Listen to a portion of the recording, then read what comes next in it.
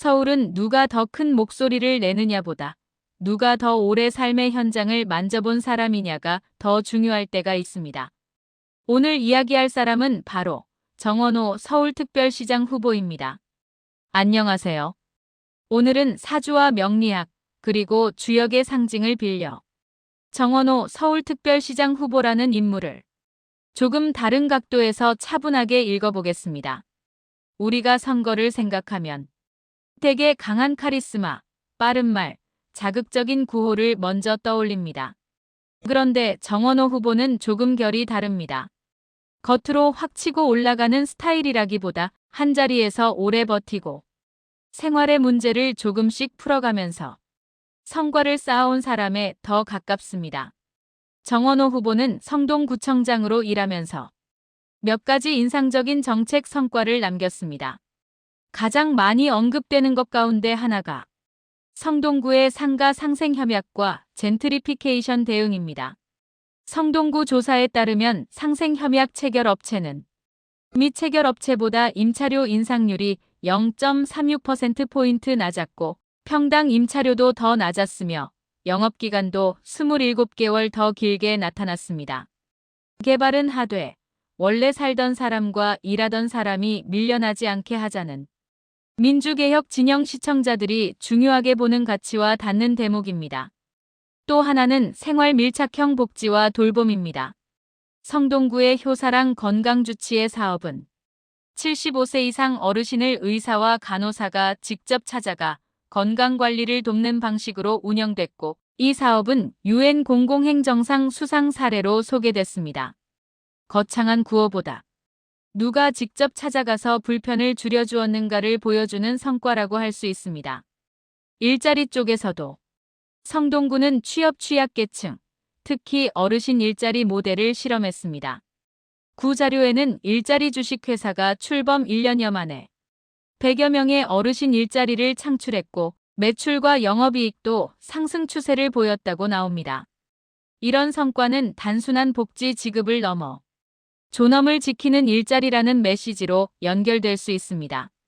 도시 운영 측면에서도 성동구는 성수 지역 산업 환경 개선과 도시계획 정비를 추진했습니다. 성수 IT 산업유통개발진흥지구 지구단 위계획을 통해 용적률, 높이 등 규제를 조정하고 산업보행 환경을 개선하겠다는 방향을 내세웠고 금남시장 일대 도시관리 계획도 성동구가 성과로 제시했습니다. 이건 단순히 재개발의 언어가 아니라 일자리, 산업, 생활 편의, 보행 환경을 함께 보려는 접근으로 읽을 수 있습니다. 여기에 성동구의 스마트 행정 이미지도 있습니다. 성동형 스마트 쉼터는 성동구가 대외적으로 꾸준히 소개해온 대표 정책 중 하나입니다. 기술을 보여주기 위한 기술이 아니라 버스를 기다리는 시민의 불편을 줄이는 기술, 즉 생활기술로 설명된다는 점이 중요합니다. 이제 이 인물을 명리학의 언어로 한번 겹쳐서 보겠습니다. 정원호 후보는 1968년생, 무신년의 기운을 가진 사람으로 읽힙니다. 이 해석은 어디까지나 상징적 해석이지만 토와 금의 이미지는 꽤 분명합니다. 토는 기반, 현장, 생활, 축적을 뜻하고 금은 실행, 정리, 결단, 시스템을 뜻합니다. 쉽게 말하면 정원호 후보의 상징적 이미지는 말을 크게 하기보다 구조를 만들어 결과를 남기는 사람입니다. 이런 유형은 선거에서도 한 번의 강한 장면으로 승부하기보다 오랜 시간 쌓아온 이력과 신뢰가 중요합니다. 그래서 이 사람에게 어울리는 공간도 분명합니다. 복이 들어오는 장소를 굳이 상징적으로 표현하면 화려한 상층부가 아니라 생활의 결이 살아있는 곳입니다. 예를 들면 오래된 주거지, 시장과 골목 상권, 아이 키우는 집이 많은 동네, 어르신 왕래가 잦은 생활권, 출퇴근과 돌봄이 한꺼번에 얽혀있는 생활 현장입니다. 왜냐하면 이 후보의 강점은 거대한 추상어가 아니라 생활의 불편, 돌봄의 공백, 주거와 이동과 상권의 문제를 행정 언어로 바꿔서 해결하는 데 있기 때문입니다. 반대로 기운이 약해질 수 있는 공간은 시민의 온기보다 성과 과시가 앞서 보이는 곳입니다. 너무 차갑고 너무 높고 너무 숫자만 남는 공간에서는 정원호 후보의 장점이 잘 살아나지 않을 수 있습니다. 이걸 현실 정치의 언어로 바꾸면 정원호 후보에게 중요한 건 누군가를 몰아붙이는 선거가 아니라 서울의 삶을 어떻게 더 편하게 만들 것인가를 끝까지 생활 언어로 설명하는 일입니다. 그래서 여기서부터는 예언이 아니라 메시지 전략으로 말씀드리겠습니다. 정원호 서울특별시장 후보에게 가장 어울리는 첫 번째 프레임은 말이 아니라 성과입니다.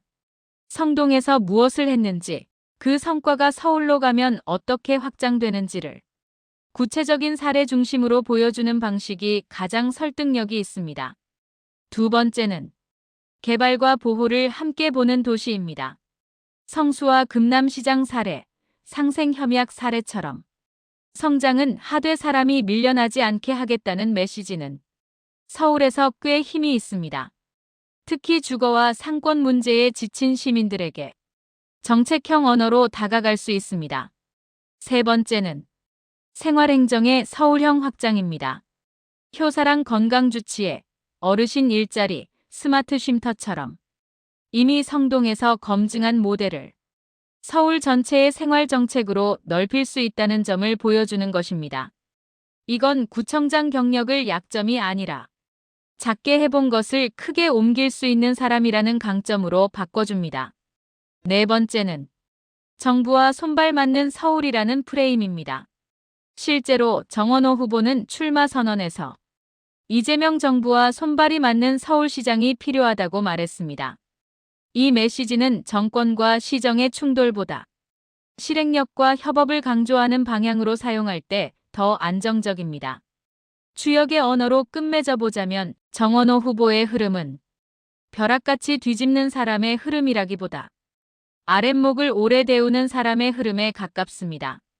조용하지만 삶에 닿는 정책을 만들고 보이지 않는 행정을 성과로 바꾸고 한 지역에서 검증된 모델을 더 큰 도시로 확장하려는 사람.